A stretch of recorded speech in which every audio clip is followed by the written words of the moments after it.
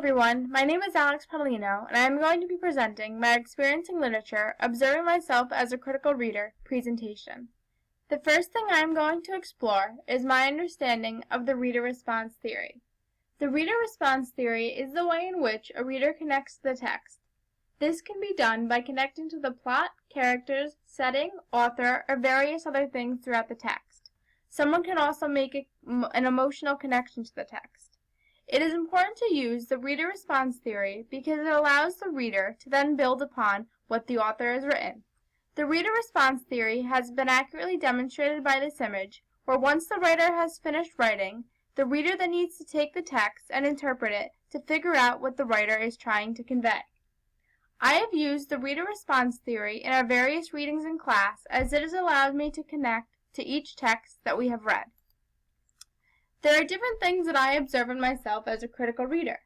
The first is that when I am going to read a passage, I look it up first.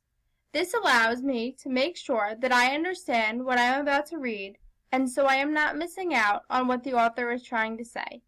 It is important to make sure that when you look up a passage, it is from a credible source.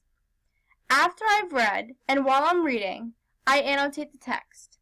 I do this by highlighting, underlining, circle, and drawing on the paper.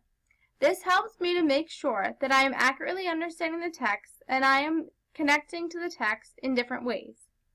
Once I am done annotating, I write a summary. Writing a summary helps me to make sure that the text is the way in which I have interpreted it is correct. When I write a text, I try to make sure that I have understood the key themes that are being conveyed. In all three of these pictures, it is relating to George Orwell's Shooting an Elephant. I've learned to make connections in my different classes throughout my education. Here I am connecting my Art of Thinking class with my Experiencing Literature class. The two are simple because making connections and decoding symbols are very similar. I use GoConquer to make this mind map, which is a digital tool. Decoding symbols and making connections are similar because in Art of Thinking you are connecting two lines of a proof, whereas in literature class you are connecting to ideas from an author. Both require critical skills. In literature class you are using critical reading and writing skills, whereas in Art of Thinking you are using critical thinking skills. Another digital tool that I find helpful is something called iAnnotate. It allows me to use my critical reading skill of annotating, but instead I can do this digitally, making it ecologically friendly. Here I've annotated George Orwell's Shooting an Elephant. I underline, circle, highlight, and draw on the text. iAnnotate is important to use because it allows you to share your ideas with others, which can be helpful for a group project. My aha moment, or moment of serendipity in this class, is when I connected Of Mice and Men by John Steinbeck to Shooting an Elephant by George Orwell.